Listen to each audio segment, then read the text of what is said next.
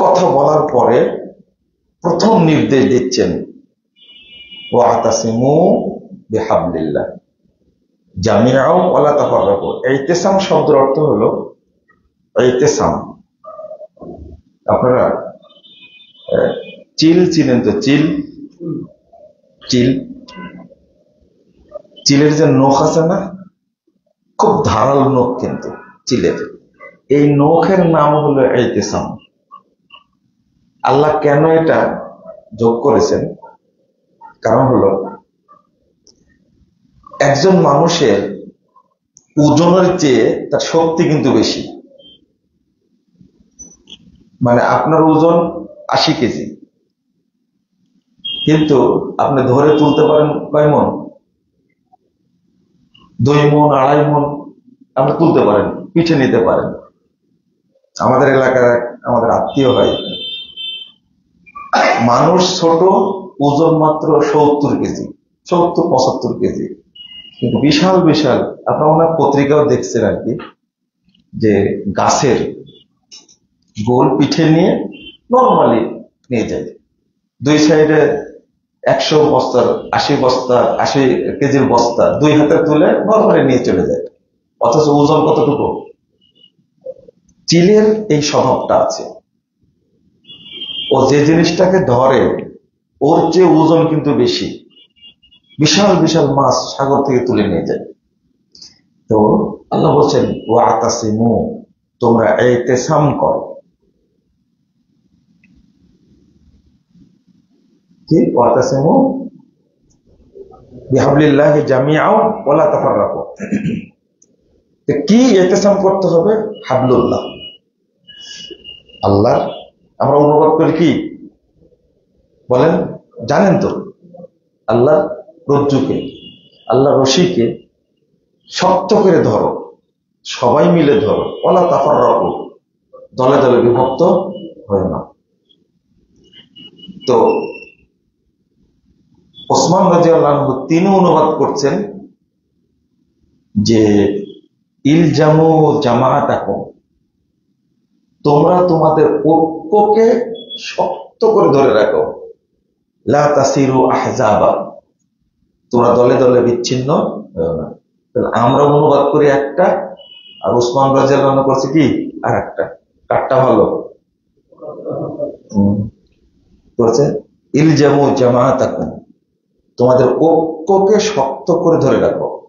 ওয়ালা তাসিরু আহজাবা, লা তাসিরু আহজাবা, আর দলে দলে বিভক্ত হয় না।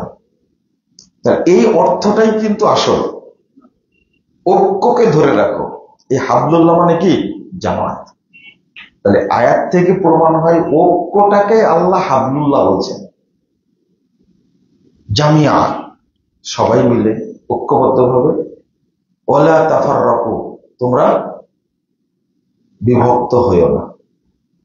তো জামাতকে, ঐক্যকে এমন ভাব ধরতে হবে যেমন চিল ধরে। যদি একবার ধরতে পারে, চিলের কোনো রেকর্ড নাই, ধরার পরে সে ছেড়ে দিয়েছে, আপনারা বের করেন। যদি খালি তার নখটা হানতে পারে তাহলে ও কি, মানে এই উদাহরণ আল্লাহ দিতেন না। তো আপনি যখন জামাতবদ্ধ হবেন তখন এমন ভাবে ধরতে হবে সেটা যেন ছুটে না যায়, এবং আপনার চেয়েও যদি বেশি কষ্টকর হয়, মানে আপনার সাধ্যের চেয়েও, বিষয়টা এরকম, মানে আপনার শক্তির চেয়েও, তবুও ছেড়ে দেওয়া যাবে না। আল্লাহ কিন্তু এটা বোঝাতে চেয়েছেন। এরপরে আল্লাহ আপনাদের মনে করে দিয়েছেন ওয়াজকুরু নি'মাতাল্লাহি আলাইকুম, আল্লাহ যে তোমাদের উপরে নিয়ামত দিয়েছেন এটা তোমরা স্মরণ করো। আল্লাহ বাইনা কুলুবিকুম ফাসবাহতুম বিনি'মাতিহি ইখওয়ানা ওয়া কুনতুম আলা শাফা হুফরাতিন মিনান নার ফাআনকাযাকুম মিনহা। আল্লাহ স্মরণ করে দিচ্ছেন আল্লাহ বাইনা কুলুবিকুম, আল্লাহ তোমাদের অন্তরের মধ্যে উলফা তৈরি করে দিয়েছেন। উলফা মানে হৃদ্যতা, ভালোবাসা, বন্ধুত্ব, ঘনিষ্ঠতা। তো আল্লাহ বাইনা কুলুবিকুম। আমরা যারা আজকে আছি, আমরা নিজেরা কিন্তু চেষ্টা চালাই, আমরা যদি ঐক্যবদ্ধ থাকি, ঐক্যবদ্ধ হই, তাহলে শক্তি হয়, পর্যালোচনা করি। আপনারা কেউ দোয়া করেছেন, আল্লাহ তুমি আমাদেরকে ঐক্যবদ্ধ করে দাও? এই দোয়াটা কিন্তু করি না। মুসলিম উম্মাহ বিচ্ছিন্ন, দলে দলে বিভক্ত, আল্লাহ তুমি আমাদের কি করে দাও? এক করে দাও, ঐক্যবদ্ধ করে দাও। দেখবেন হারামের ইমাম কিন্তু দোয়া করে। এটা আমরা আরবি বোঝেন না তো, এই কথাটাই আল্লাহ নিজে বলছেন। মুহাম্মদ সাল্লাল্লাহু আলাইহি ওয়াসাল্লাম, এই যে আউস আর খাজরাত গোত্রের মধ্যে যে দ্বন্দ্ব ছিল, আল্লাহ নিজে বলছেন, আমি যদি তোমাদের মধ্যে এই উলফা, হৃদ্যতা তৈরি করে না দিতাম, কোনদিন তোমরা ঐক্যবদ্ধ হতে পারতেন না। তাহলে প্রচেষ্টার আগে দোয়া করতে হবে, আল্লাহ যেন আমাদেরকে কি করে দেন? একত্র করে দেন। কিন্তু আমরা দোয়াই করি না। কিন্তু সালাফরা করতেন, ওমর রাদিয়াল্লাহু আনহু দোয়া করতেন না, আল্লাহুম্মা আল্লিফ বাইনা কুলুবিহিম। হে আল্লাহ, যে দেশের জন্য দোয়া করতেন তাদের জন্য, আল্লাহ তুমি সেখানকার মুসলিমদেরকে ঐক্যবদ্ধ করে দাও। বুঝেননি কথাটা? এই দোয়াটাও করতে হবে, আল্লাহুম্মা আল্লিফ বাইনা কুলুবিহিম ওয়া আসলিহ যাতা বাইনিহিম, এবং তাদের মাঝে তুমি সংশোধন করে দাও যদি কোনো ত্রুটি থাকে। এটা হচ্ছে বড় দোয়া। আমরা যেহেতু আয়াতটা অনুবাদ করলাম, ফাআল্লাফা বাইনা কুলুবিকুম ফাআসবাহতুম বিনি'মাতিহি ইখওয়ানা, আল্লাহ তোমাদের মধ্যে ভ্রাতৃত্ব সৃষ্টি করে দিলেন, বন্ধুত্ব তৈরি করলেন। এরপর ফাআসবাহতুম বিনি'মাতিহি ইখওয়ানা, আবার উল্লেখ করছেন বিনি'মাতিহি, আল্লাহর নিয়ামত, আল্লাহর রহমত, আল্লাহর দয়ায়, আল্লাহর ফজলের কারণে তোমরা পরস্পরে কি হয়ে গেলে? ভাই ভাই ভাই।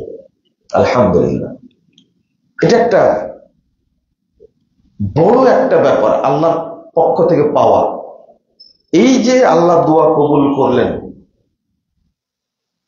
রাসূল সাল্লাল্লাহু আলাইহি ওয়াসাল্লামের যুগে কোন সাহাবী কি আলাদা দল করেছিলেন? কোন রেকর্ড আছে? করেননি।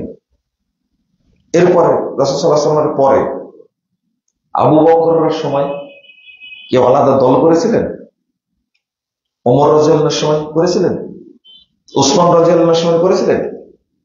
দোয়া কিভাবে আল্লাহ কবুল করলেন? ভ্রাতৃত্ব এমন ভাবে সৃষ্টি করে দিলেন, এমনকি মানে হৃদয়ে এমন ভাবে গেঁথে দিয়েছেন আল্লাহ রাব্বুল আলামিন, যে এই আয়াত নাজিলের পরে যারা শুনেছেন, যারা ইলম পেয়েছেন, তারা সাহসটাই পাননি। যেমন একটা ঘটনা, ছোট্ট একটা ঘটনা আবু দাউদের মধ্যে এসেছে। মিনাতে সালাত কি করতে হয়? কসর করতে হয়, জমা চলে না। হজে গিয়ে মিনাতে সালাত কসর করতে হয়, কিন্তু জমা চলে না। জহরের সালাত জহরের টাইমে 2 রাকাত পড়বে, আসরের সালাত আসরের টাইমে 2 রাকাত পড়বে। বুঝতে পারছেন তো? এখন খলিফা তখন ওসমান রাদিয়াল্লাহু আনহু। কে? ঘটনাটা শুনে রাখেন। ওসমান রাদিয়াল্লাহু আনহু তখন খলিফা। তখন ওসমান রাদিয়াল্লাহু আনহু সালাত পুরো পড়বেন, পুরোটা পড়বেন। বুঝছেন? ইবনু মাসউদ রাদিয়াল্লাহু আনহু তিনি রাসূল সাল্লাল্লাহু আলাইহি ওয়াসাল্লামের সাথে পড়েছেন কসর। তাহলে কি হয়ে গেল? ইখতিলাফ হয়ে গেল না? ইখতিলাফ হয়ে গেল। ইবনু মাসউদ রাদিয়াল্লাহু আনহু বলছেন কার পক্ষ থেকে? রাসূল সাল্লাল্লাহু আলাইহি ওয়াসাল্লামের পক্ষ থেকে। আর উসমান রাদিয়াল্লাহু আনহু পড়েননি, তিনি বলছেন যে আমরা পুরো সালাত পড়বো, গায়ে শক্তি আছে। কিন্তু এখন খলিফার নির্দেশ মানবে না রাসূল সাল্লাল্লাহু আলাইহি ওয়াসাল্লামের সুন্নাহ মানবে? বলেন তো দেখি। রাসূল সাল্লাল্লাহু আলাইহি ওয়াসাল্লাম কি মানবে? সুন্নাহ মানবে। খলিফা একটা জটিল একটা বিষয় হয়ে গেছে। এইরকম ঘটনা অনেক আছে, তার মধ্যে আমি একটা বলছি আর একটা বলবো। তো দলিল থাকা সত্ত্বেও, নিজে জানা সত্ত্বেও ওসমান রাদিয়াল্লাহু আনহুর সাথে তিনি সালাত পুরাই পড়লেন। বাক্যটা কি জানেন? আল খিলাফু শার, ইখতিলাফটা খারাপ, অকল্যাণকর, আমি ইখতিলাফ করব না, পুরোই পড়ব। কিন্তু উল্টাটা দেখেন, আশ্চর্য ব্যাপার, যখন ওসমান রাদিয়াল্লাহু আনহু জানতে পারলেন যে কসর করা যায়, 6 মাস পর্যন্ত কসর করেছেন। বুঝলেন এলেম তাকে বলে। কিন্তু ইবনু মাসউদ রাদিয়াল্লাহু আনহু এত বড় জ্ঞানী সাহাবী হওয়ার পরেও এই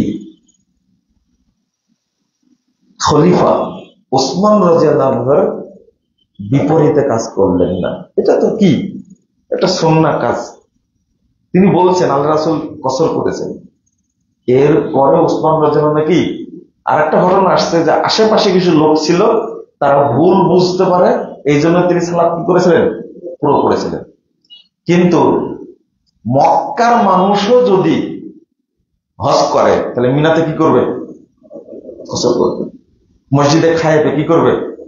কসর করবে। কসর করতেই হবে। মসজিদে খায়েবে কিন্তু ওই সালাত ওই 2 দিনই চলে, এরপর কি হয়ে যায়? বন্ধ হয়ে গেছে। সারা বছর সালাত হয় না ওখানে, ওখানে কসর করার জন্যই মসজিদটা। তো এখানে গুরুত্ব দিলেন ইবনু মাসউদ রাদিয়াল্লাহু আনহু কিসের গুরুত্ব দিলেন? ইখতিলাফ যেন না হয়। শুধু তাই না, এখানে বিচক্ষণতাও দরকার। আপনি যে ইখতিলাফ করবেন, ইখতিলাফের জন্য বিচক্ষণতাও দরকার। ঠিক ওমর রাদিয়াল্লাহু আনহুর ঘটনা, ওমর রাদিয়াল্লাহু আনহুর সাথে সাহাবীদের জ্ঞানের তুলনা হতো কি? ওমর রাদিয়াল্লাহু আনহুর মতন মানুষ ঠিক এরকম ঘটনা ঘটছিল। এখন আপনি কাকে প্রাধান্য দিবেন? আম্মার রাদিয়াল্লাহু আনহু এবং ওমর রাদিয়াল্লাহু আনহু দুইজনই এক সফরে ছিলেন, সেই মুসলিমের হাদিস। তো সফরে থাকা অবস্থায় দুইজনেরই স্বপ্নদোষ হয়েছে। এখন আম্মার রাদিয়াল্লাহু আনহু তিনি নিজেই বলছেন যে ওই যে বকরি যেমন ধুলায় গোড় দেয় না, দেখছেন কখনো? আপনারা তো শহরে মনে হয়, ঢাকা শহরে মনে হয় বকরি দেখেননি মনে হয়। বকরি কিন্তু হঠাৎই দেখবেন যে গোড় দেয় না। তো আম্মার রাদিয়াল্লাহু আনহু বলছেন যে আমি তো একটা গোড় দিয়ে সালাত পড়ে নিলাম, আর ওমর রাদিয়াল্লাহু আনহু কি সালাত পড়লেন না। চলো আমরা রাসূলের কাছে যাই।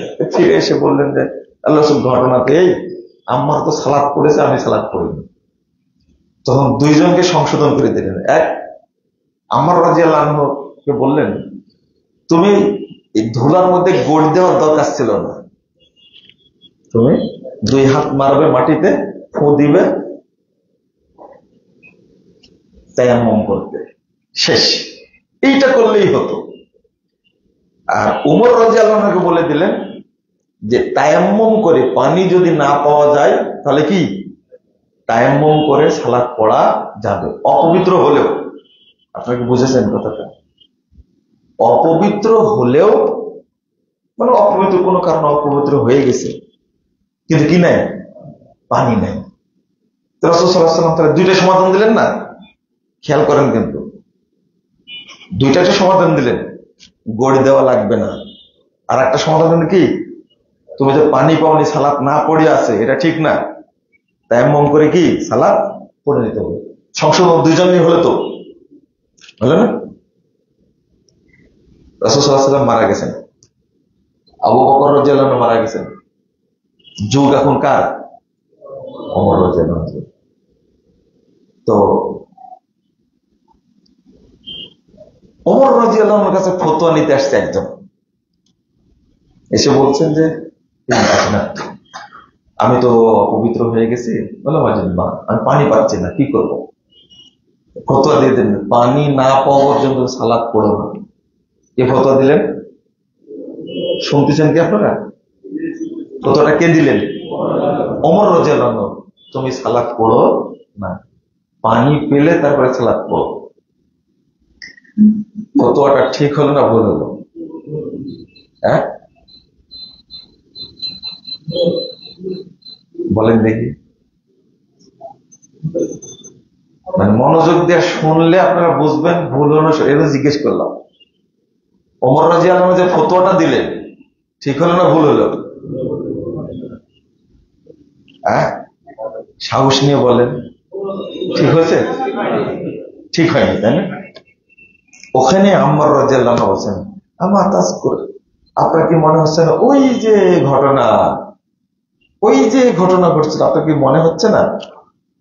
এই কথা যখনই বলেছেন তখন ওমর রাদিয়াল্লাহু আনহু বলছেন, ইত্তাকিল্লাহ আম্মার, আম্মার আল্লাহকে ভয় করো, ও অপবিত্র হয়ে গেছে, গোসল ছাড়া নামাজ পড়বে, বলো কি?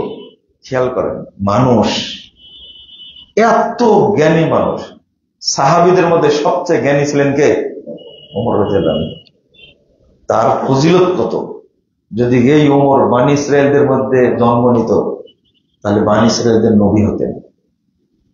লাউ কানা বাদি নবিয়্যুন লাকানা ওমর ইবনুল খাত্তাব। আমার পরে যদি কেউ নবী হতো তাহলে কি হতো? এই হাদিস প্রমাণ করে নবী কেউ হবে না, যেহেতু ওমর হতে পারে না, আর কেউ হবে না। এইরকম মানুষ, জ্ঞানী মানুষ কি করলেন?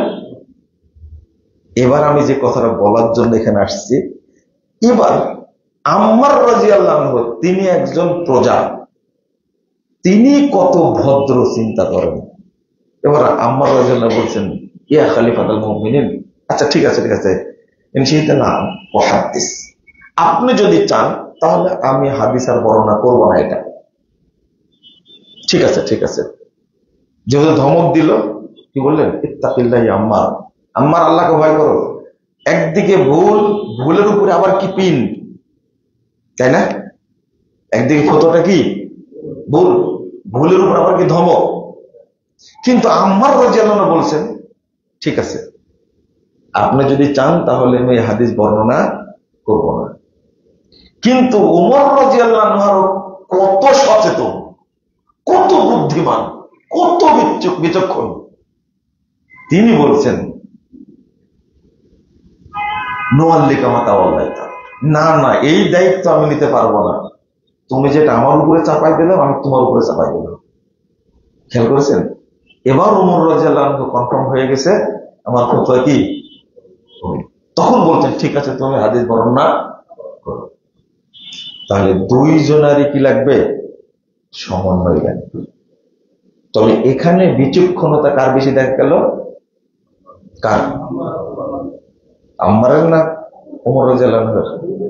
ওখানে যদি আবার শক্ত হতেন তাহলে পরিবেশ ঠিক থাকতো? তাহলে আম্মার রাদিয়াল্লাহু আনহু বেশি বিচক্ষণ কে? ওমর রাদিয়াল্লাহু আনহু। না হলে এত উত্তপ্ত একটা ভুল জিনিসকে সাথে সাথে কি ঠিক করে নিলেন না? এখন তো পরিষ্কার। কিন্তু আমি এত বড় আলেম, নিজের ভুল হতে পারে এটা কোনো কল্পনাই করতে পারি না, তাই না? আমাদের অবস্থার কথা বলছি, যে আমরা এত বড় আলেম যে আমাদের ভুল হতে পারে এটা কোনো কল্পনাও করতে পারি না। আমাদের ভুল হবে কি করে? রাসূলের ভুল হতে পারে, সাহাবীদের ভুল হতে পারে, তাদের কোনো ডিগ্রি ছিল না, ডিগ্রি তো আমাদের বেশি, তাই না? এই অহমিকা, এই আত্ম অহংকারের কারণে আমরা সমাজে কিন্তু ডুবে যাচ্ছি। মানুষ হিসাবে যে মনে করে আমার ভুল হয় না, তো কিন্তু মানুষের বাচ্চা না। কিসের বাচ্চা বলেন তো দেখি? শয়তানের বাচ্চা। শয়তানি একমাত্র মনে করে আমার ভুল হয় না। আর আদমের বাচ্চা যদি হয়, আল্লাহ রাসূল সাল্লাল্লাহু আলাইহি ওয়াসাল্লাম বলেন নিজেই, কুল্লু ইবনে আদম খাত্তা ওয়া খায়রুল খাত্তাইন আত-তাওয়াবুন, প্রত্যেক আদম সন্তান কি ভুল থেকে যে সংশোধন করে নেয় সেই হলো আল্লাহর কাছে কি শ্রেষ্ঠ। আমরা অন্যদিকে চলে গেছিলাম, তাই না? একটা জিনিস বোঝাতে গিয়ে, সেটা হলো ঐক্যটা যে এত গুরুত্বপূর্ণ। এই ঘটনা যদি আরো জানতে চান, আরো আছে এরকম। সাহাবীরা কিভাবে ঐক্যকে ধরে রাখতেন, রাসূল সাল্লাল্লাহু আলাইহি ওয়াসাল্লাম কিভাবে ঐক্য ধরে রাখতেন। আমরা তো ঐক্যবদ্ধ না, ধরে রাখার তো প্রশ্নই আসে না, তাই না? আমরা তো ঐক্যবদ্ধ না, ধরে রাখবো কি করে? কিন্তু আজকে এই গুরুত্বটা একটু শুনতে হবে। আমি যে কথাটা বলছিলাম, যদি এই বড় আয়াতের পরে আল্লাহ আবার বলছেন, ওয়াল তাকুম মিনকুম উম্মাহ ইয়াদউনা ইলাল খায়র ওয়া ইয়া'মুরুনা বিল মা'রুফ ওয়া ইয়ানহাউনা আনিল মুনকার ওয়া উলাইকা হুমুল মুফলিহুন। এই ঐক্যবদ্ধ কাফেলা তোমরা তোমাদের দাওয়াত দিবে, সৎ কাজের আদেশ দিবে, অসৎ কাজে নিষেধ করবে, আর তারাই সবচেয়ে বেশি কামিয়াবি। আবার বলছেন, ওয়ালা তাকুনু কাল্লাযীনা তাফাররাকু ওয়াখতালাফু মিন বা'দি মা জাআহুমুল বায়িনাত। তোমরা তাদের মতো হইও না যারা কি দলে দলে বিভক্ত হয়েছে, ইখতিলাফ করেছে, দলিল আসা করে। ও উলাইকা লাহুম আযাবুন আযীম, তাদের জন্য কঠিন শাস্তি আছে। এবার আল্লাহ আবার বলছেন, ইয়াউমা তাবিয়াযু বুজুহুম ওয়া তাসওয়াদু বুজুহ ফাআম্মাল্লাযীনা সাওয়াদ্দাত বুজুহুম আকাফারতুম বা'দা ঈমানিকুম ফাযূকুল আযাবা বিমা কুনতুম তাকফুরুন। আল্লাহ বলছেন, কিয়ামতের মাঠে এক শ্রেণীর মানুষের মুখ হবে উজ্জ্বল, তাদের চেহারা হবে জান্নাতীদের মতো চেহারা হবে। অতাসওয়াদ্দু বুজুহ, আর এক শ্রেণীর মানুষের চেহারা হবে কালো কুৎসিত, জাহান্নামীদের মতো চেহারা হবে। মানে কিয়ামতের মাঠে উঠলেই আপনি বুঝতে পারবেন কে জান্নাতি আর কে জাহান্নামী। এটা মুখ দেখলে বোঝা যাবে। আর একটা অর্থ হলো, আল্লাহ সম্মান দান করবেন এক শ্রেণীর মানুষকে কিয়ামতের মাঠে, আর এক শ্রেণীর মানুষকে আল্লাহ অপদস্থ করবেন, অপমান করবেন। তাতেই আপনি আমি বুঝে নিব কে জান্নাতে যাবে আর কে জাহান্নামে যাবে। এই ইবনু আব্বাস রাদিয়াল্লাহু আনহু তিনি এক অনুবাদ করতে গিয়ে বলছেন, মানে ব্যাখ্যা করতে গিয়ে বলছেন, তাবিয়াযু বুজুহু আহলিস সুন্নাহ ওয়াল জামাআহ ওয়া তাসওয়াদ্দু বুজুহু আহলিল বিদআহ ওয়াল ফুরকা। কিয়ামতের মাঠে যারা সম্মানিত হবে, যাদের মুখমণ্ডল উজ্জ্বল হবে, তারা হবে আহলুস সুন্নাহ ওয়াল জামাতের মানুষ। আহলুল হাদিস যারা, আহলুস সুন্নাহ যারা, তাদের মুখটা কিয়ামতের দিন কি হবে? উজ্জ্বল হবে, তারা সম্মানিত হবে। ওয়াতাবিয়াযু বুজুহু আহলিল বিদআহ ওয়াল ফুরকা, আর যারা বেদাতি এবং জামাত থেকে বিচ্ছিন্ন, তাদের মুখটা হবে কালো কুৎসিত, তারা হবে অপমানিত। এখান থেকে তিনটা বিষয় বলবো। এক নম্বর হলো যে কিছু মানুষ বলে পরিচয় দিতে হবে কি মুসলিম, দিতে হবে পরিচয় দিতে হবে কি মুসলিম। এই আয়াতটা তাহলে ইবনু আব্বাস জানতেন না। এই বুঝটাই ভুল। আমি আবারও বলছি, এই বুঝটাই কি ভুল। পৃথিবীর প্রথম শ্রেণীর মানুষ যারা, যেমন রাসূল সাল্লাল্লাহু আলাইহি ওয়াসাল্লামের যুগের মানুষ, তারা কোনোদিন এটা বুঝেননি। দুই, সাহাবী পরের যুগ, তারাও কখনো এটা বুঝেননি। তাবেঈ যারা, তারাও বুঝেননি। তাবেঈ তারাও বুঝেননি। তা আপনি কেমনে বুঝলেন যে নিজেকে সালাফি বলা যাবে না, আহলুল হাদিস বলা যাবে না, আহলুস সুন্নাহ ওয়াল জামাআহ বলা যাবে না, শুধু কি বলতে হবে? মুসলিম বলতে হবে। এই কথাটা তৈরি হলো কোন যুগে? বুঝেননি মনে, তাই না? আমার কথা বুঝতে পারলেন? আমি তো সবসময় স্রোতের উল্টা কথা বলি, এজন্য গালিও বেশি দেয় আমাকে। আমার কথাটা বুঝেন। আপনি যে কথাটা বললেন, এই কথাটার বয়স কতদিন? কতদিনের বয়সে আপনি বলেন তো দেখি, যে মুসলিম বলতে হবে নিজের পরিচয়, এই কথাটার বয়স কতদিন? যদি এই কথাটা নতুন হয় তাহলে আপনি পথভ্রষ্ট। আমি আবারও বলছি, যদি কথাটা নতুন হয় তাহলে আপনি কি পথভ্রষ্ট। কারণ সাহাবীরা এই পরিচয় দেননি। আপনি যেটা বুঝেছেন বুঝতেই ভুল। ওয়ালা তামুতুন্না ইল্লা ওয়া আনতুম মুসলিমুন, তার মুসলমান হতে হবে।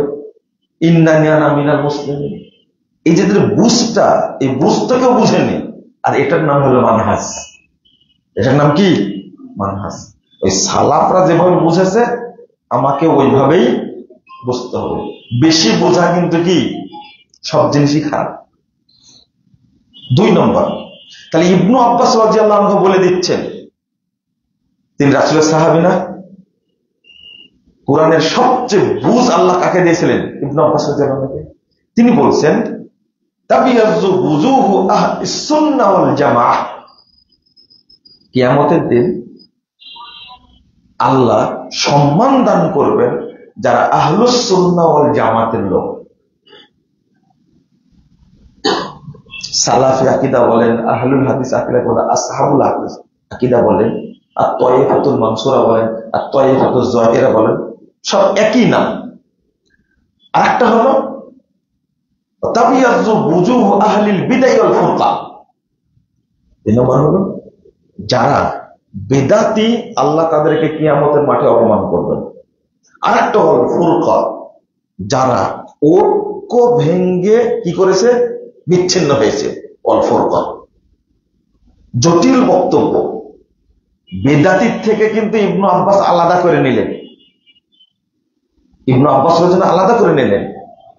যদি আমি আপনি মনে করি যে ঐক্যের মধ্যে থাকবো না, আমি কি বিচ্ছিন্ন হয়ে যাব, আপনি আহলুল ফুরকা হয়ে গেলেন। 3 নম্বর, এই কথাটার মধ্যে আরেকটা সুন্দর এলেম আছে, সেটা হলো আহলুস সুন্নাহ ওয়াল জামাআহ।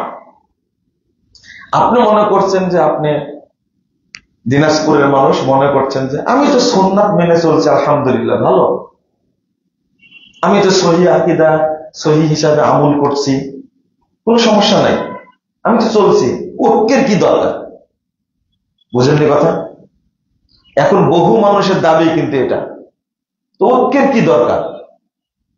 আমি তো আমার মতো চলছি, আমি কোরআন হাদিস জানি, কোরআন হাদিস মানি, আমি সালাত পড়ি, সিয়াম পালন করি, আমার তো কোনো সমস্যা নাই।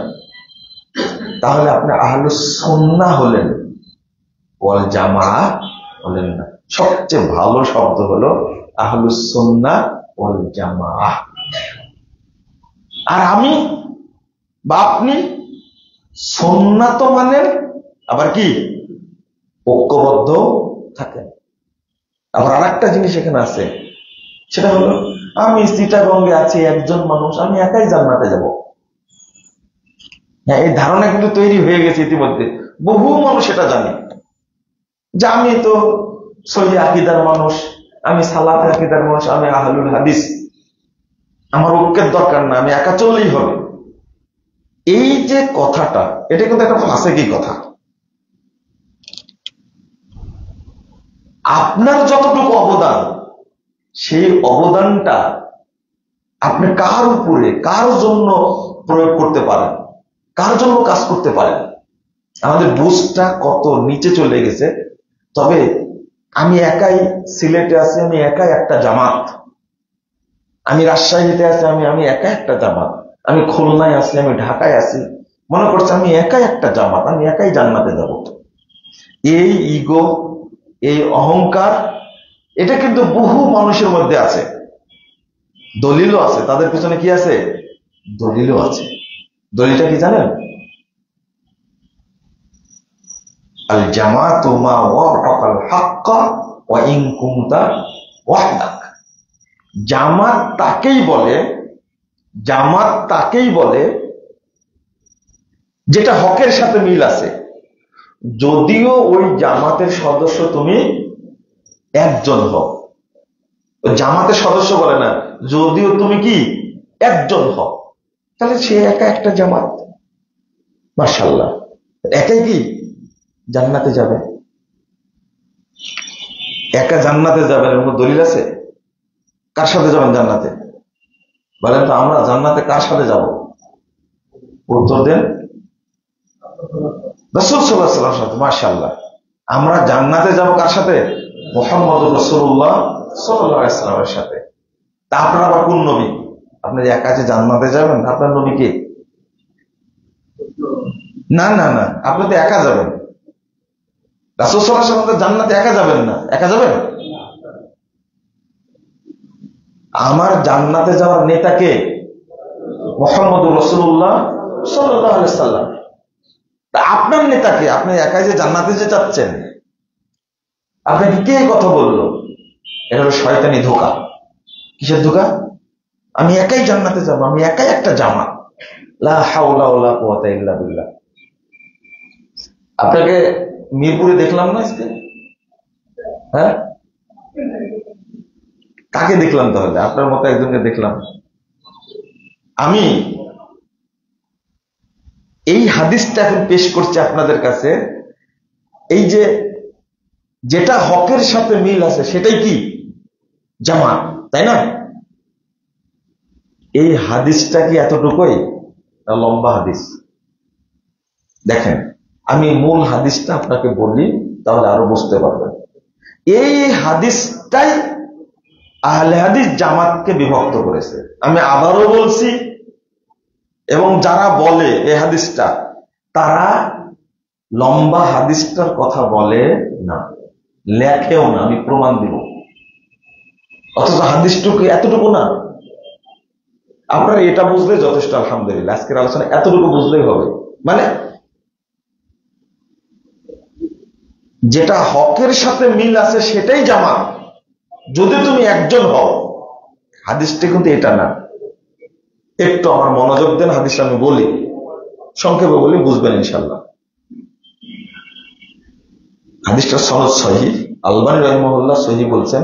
এটা হলো আসার একটা, ইবনু মাসউদ রাদিয়াল্লাহু আনহুর বক্তব্য। তিনি তার বন্ধু, তিনি হলেন তাবে আমর ইবনে মাইমুন, নাম হলো আমর ইবনে মাইমুন।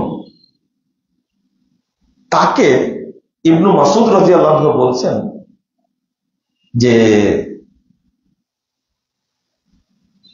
তুমি কি জানো জামাত কাকে বলে? এই আমর ইবনে মাইমুন তিনি প্রশ্ন করেছেন ইবনু মাসউদ রাদিয়াল্লাহু আনহুকে। প্রশ্নের কারণেই প্রশ্ন। এই হাদিসে দুইটা মাসালা আছে। একটা হলো জামাতের মাসালা, আর একটা সালাত আপনি জামাতে পড়বেন না ওয়াক্ত অনুযায়ী পড়বেন। এই দুই মাসালা আছে, দুইটাই হাদিস আসছে। তো ইবনু মাসউদ রাদিয়াল্লাহু আনহু প্রশ্ন করছেন যে, আপনি বললেন আগে জামাতের ফজিলত। কিসের ফজিলত? জামাতের ফজিলত, জামাত ছাড়া যাবে না। আবার বললেন যে সালাত যদি কেউ দেরিতে করে পড়ে, তাহলে এখানে এসে বলছেন তুমি জামাতে না পড়ে কি একাকি পড়ে নেবে। বুঝেননি কথা, তাই না? ইবনু মাসউদ রাদিয়াল্লাহু আনহু গুরুত্ব বুঝালেন একবার, শোনো, জামাত থেকে তোমরা বিচ্ছিন্ন হবে না। এক। দুই নম্বর বলছেন, সালাতের কথা এসে বলছেন যে সালাতের ব্যাপারে যখন বলছেন তখন বলছে, শোনো, যখন দেখবা দেরি করে সালাত পড়ছে, তখন তুমি তোমার সালাত কি পড়ে নিবে। এটাই জামাত। এবার আমর ইবনে মাইমুন প্রশ্ন করছেন তাকে যে, আপনি বলেন কি?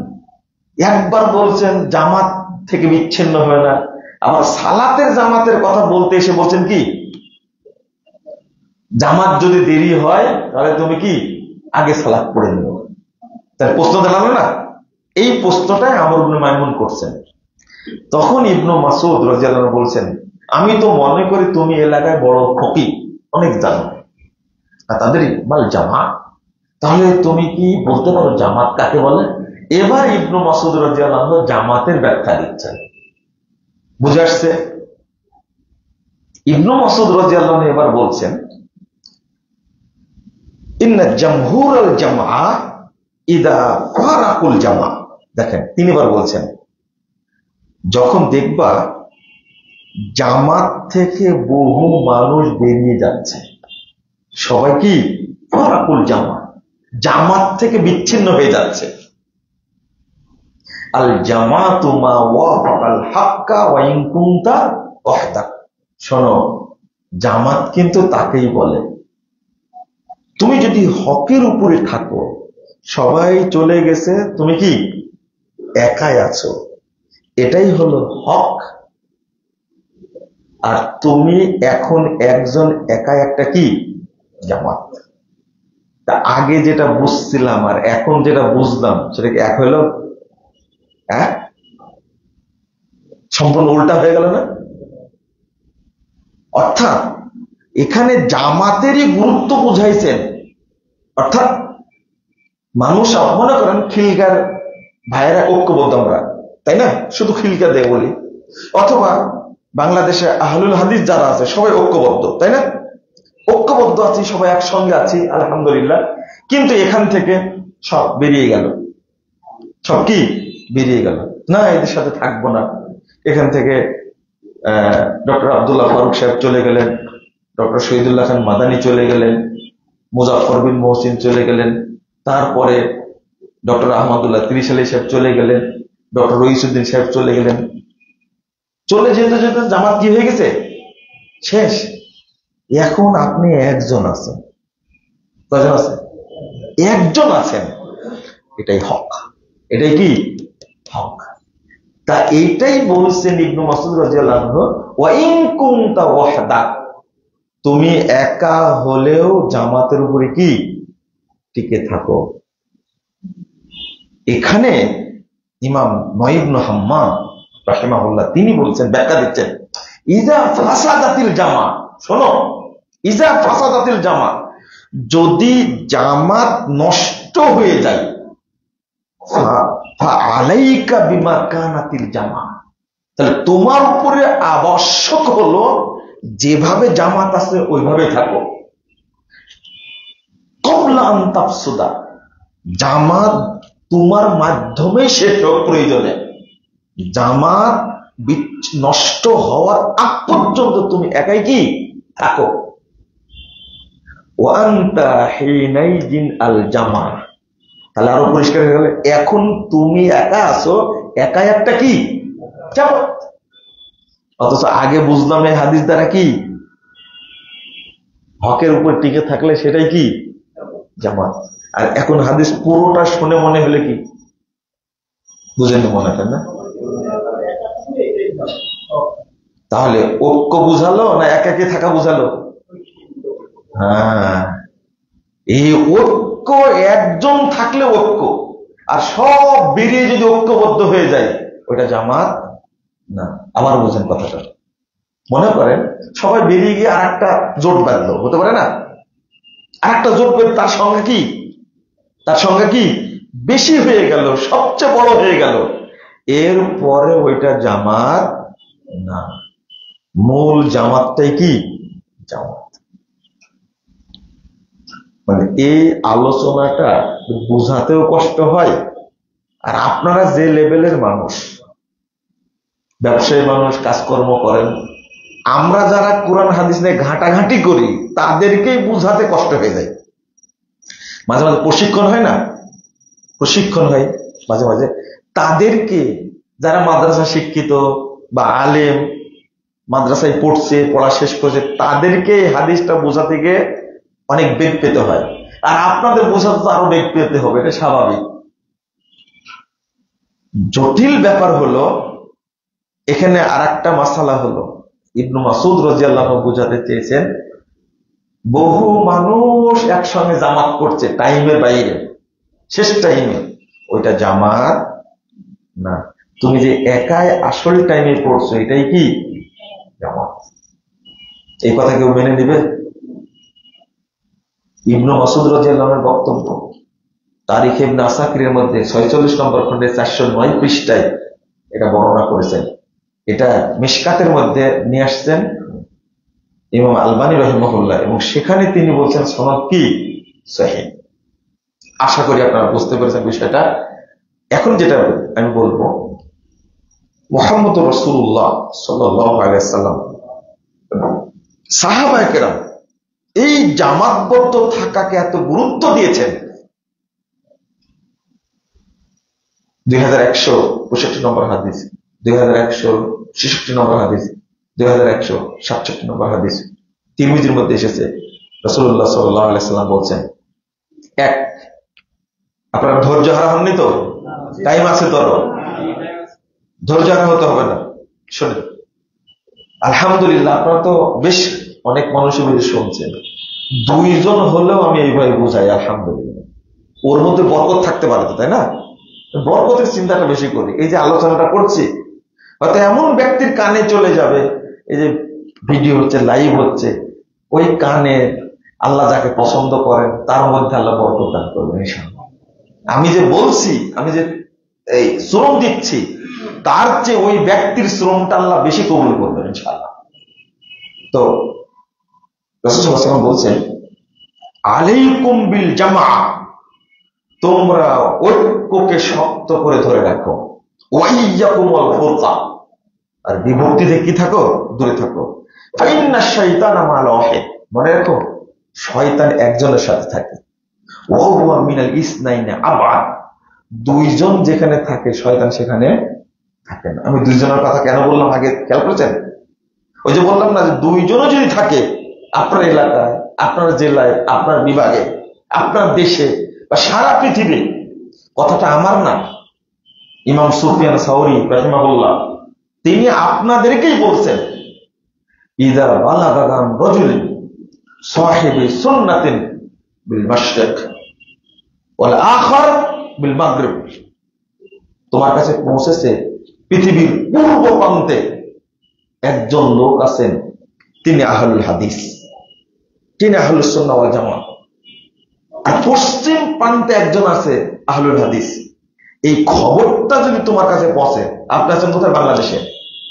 ইমাম সুফিয়ান সাউরি বলছেন, ফাবাস ইলাইহিমা বিসসালাম ওয়াদউ লাহুমা মা আকাল্লা আহলাস সুন্নাহ ওয়াল জামাআহ। তিনি বলছেন, তাহলে তুমি কাজ করো, তাদের দুইজনের কাছে সালাম পাঠাও। এই সৌদি আরব না, দুবাই না, কোথায়? পৃথিবীর পশ্চিম প্রান্তে, আর একজন পৃথিবীর পূর্ব প্রান্তে আছেন। আমার কাছে খবর আসলো, তখন এই তাদের দুইজন থেকে আমাকে বিচ্ছিন্ন থাকা যাবে না।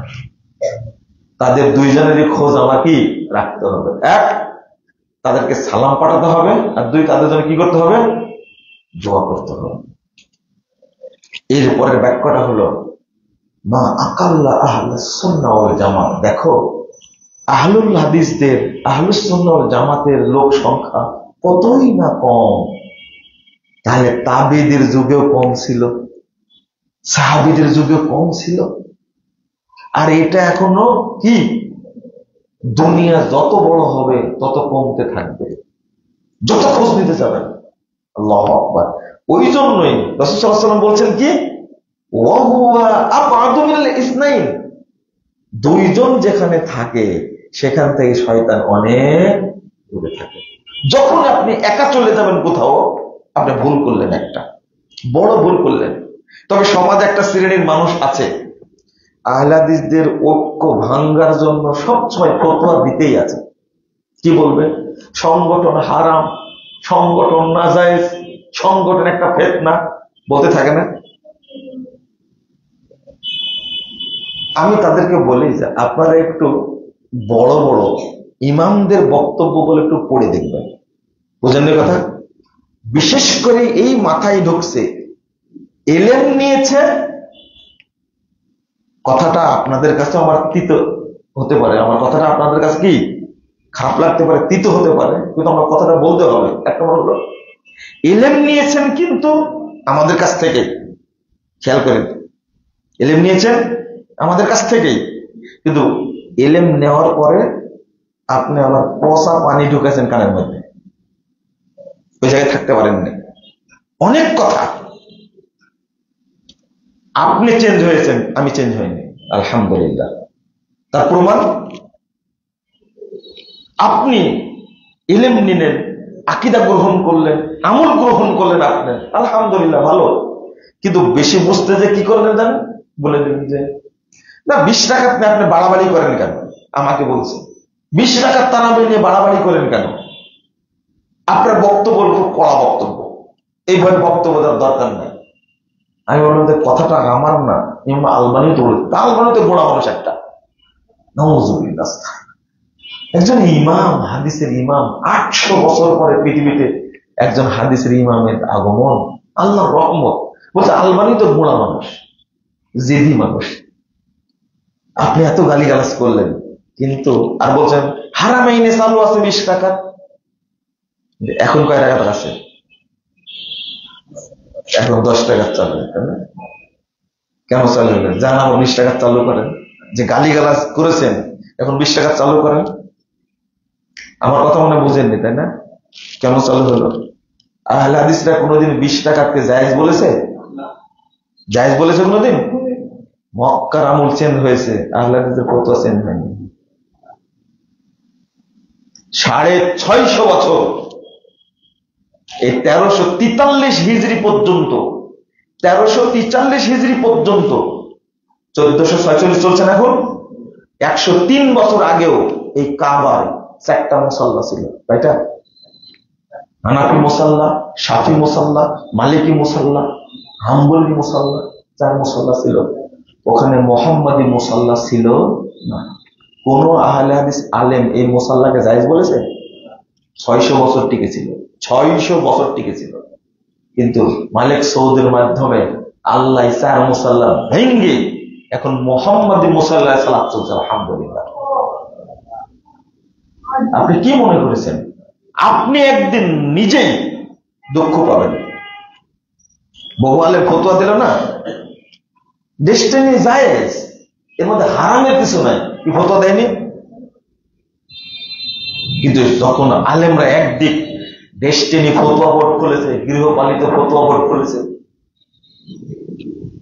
সব টুপিওয়ালা ইমামরা ডেস্টিনিতে রমরমা ব্যবসা চলছে, ওই টাইমে বলেছি মাল্টি লেভেল 2000 এই ব্যবসা হারাম, ফতোয়া দিয়েছে। কেউ বুঝে না আমাদের উপরে কত আক্রমণ হয়েছে, গাড়ি ভেঙে দিয়েছে, ইটটা মারছিল মাথা বরাবর, কিন্তু আল্লাহ বাঁচা দিয়েছে, গ্লাসে না লেগে পিছনে লেগে ওই যে ব্যাগডালাতে লাগছে, উপরে লাগছে, এরকম ঘটনা আছে। বক্তব্য দিচ্ছে মজ বাবা ইট মারছে, শুধু শুধু ডেস্টিনি। এরপর যখন চলে যাচ্ছে গাড়ি ঘিরে আটকা দিয়ে বলছে যে গাড়ি থেকে নামা, তাড়াতাড়ি নামার, ঠ্যাং কেটে নেয় একটা।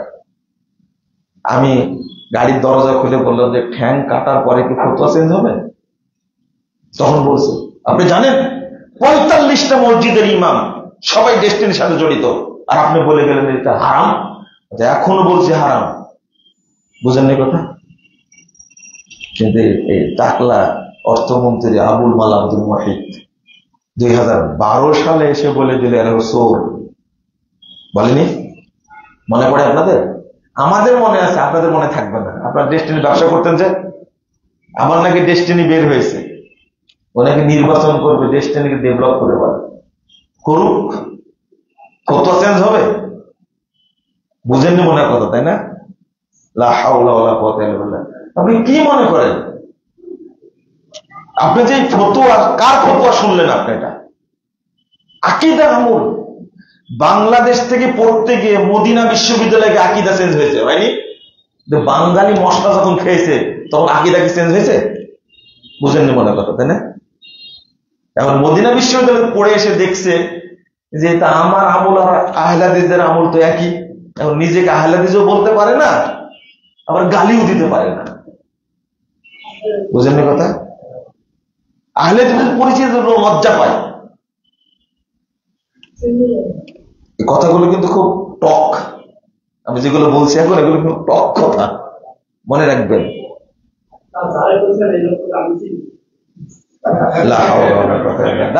আপনি ভুল বলছেন, আমি কাউকে নির্দিষ্ট করে বলিনি। শুনেন, এই যে একটা ফতোয়া মাত্র, এটা খেয়াল করবেন যে সংগঠন করা হারাম, একজন না বহু মানুষ বলছে এবং ভিতরে ভিতরে কান পড়া দিচ্ছে। তো আপনি কি শেখ বিন বাজের চেয়েও বড় ইমাম? আপনার এলমের তলা জানি না, আপনি ইমাম ইবনে বাজকে তুলনা করতে পারবো না, কিন্তু আপনাকে তো পারি। এতটুকু আল্লাহ টুটা ফাটা বিদ্যা দিয়েছে, আপনাকে পারি, ওজন করতে পারি আপনাকে। আপনার কতটুকু আছে? না পারলে 50% তো পারি। ইমাম ইবনে বাজ রাহিমাহুল্লাহ তিনি তার ফতোয়ার গ্রন্থের মধ্যে লিখছেন, ইমাম ইবনে বাজ রাহিমাহুল্লাহ তিনি লিখছেন, উপমহাদেশে যখন তোমরা কাজ করবা, আপনারা যখন কাজ করবেন তখন জমিয়তে আহলে হাদিসদের সাথে মিলে কাজ করবেন। উঠান তো ফতোয়া, শেখ বিন বাজের ফতোয়া যে কত কোটি কপি ছাপা হয়েছে, আপনি উঠান ফতোয়া গ্রন্থ থেকে পারেন না। আপনি কার বিষয়ে কি বলেন? ইমাম আলবানী রাহিমাহুল্লাহ কি বলছেন দেখেন, স্মরণ করবেন, কিন্তু আমি লজ্জা করে বলছি, আহলে হাদিস সমাজের মধ্যে একটা বিশৃঙ্খলা, বিভক্তি। শোনেন, একটা কথা মনে রাখেন, একটা সঠিক কথা মনে রাখেন, সেটা হলো আমলে আহলে হাদিস হলে তাকে আহলে হাদিস বলে না, আকীদায় আহলে হাদিস হলে তাকে আহলে হাদিস বলে না। আহলে হাদিস হতে হবে মানহাজে। কিসে বলেন তো? মানহাজে। যার মানহাজ ঠিক তার সব ঠিক, আর যার মানহাজ ভুল তার সব কি ভুল। আপনি কতটা উদাহরণ নেবেন? আজকে আহলুল হাদিসরা যে ফতোয়াটা দেয়, আহলে হাদিসদের ইমামদের ফতোয়া, এটা আমরা কেন ফতোয়া দেব? আপনি জোর করে মানহাজ মানেন না, গায়ের জোরে একটা কথা বলে দিচ্ছেন, এটা কিন্তু বেশি দিন চলবে না। আমাকে এমন কথা বলতে হবে যে কথা সাথে সালাফদের কথা মিলে যাবে। আপনি এমন একটা কথা বলে দিচ্ছেন যে মিল নেই। ভিতরে ভিতরে আহলুল হাদিসদেরকে বিচ্ছিন্ন করার জন্য এক শ্রেণীর মানুষ কাজ করছে, তবে তারা সফল হবে না ইনশাআল্লাহ। সফল হবে না, তারা হতে পারবে না। হয়তো সাময়িকের জন্য আমরা কষ্ট পাব। আমরা যারা দাওয়াতি কাজ করি মাঠে, বর্তমান সময়ে ঐক্য যে এত জরুরি, ঐক্যবদ্ধ হওয়া এত জরুরি, কল্পনা করা যায় না, এটা ভাবতে পারবেন না। নাসাইতে একটা হাদিস এসেছে, 2020 নম্বর হাদিস, মুহাম্মদ রাসূলুল্লাহ সাল্লাল্লাহু আলাইহি ওয়াসাল্লাম। নাস্তা আগে দিয়ে দিলেন কেন আপনারা?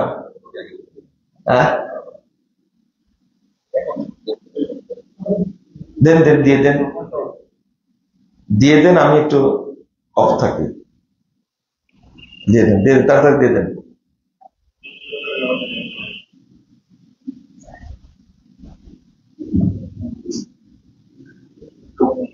আচ্ছা নেন, আপনারা তাড়াতাড়ি নেন।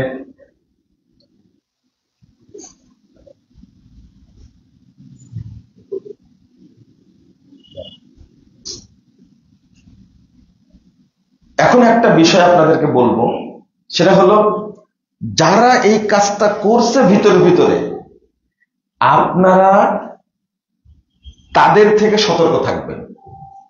আপনারা তাদের থেকে কি সতর্ক থাকবেন? সংগঠন একটা কাজ করে, সেটা হলো সারা দেশের মানুষের সাথে তারা যোগাযোগ রাখে। আপনি একা থাকলে আপনার সাথে কেউ যোগাযোগ করবে না, কেউ করবে না। কিন্তু সংগঠনের দায়িত্ব আছে।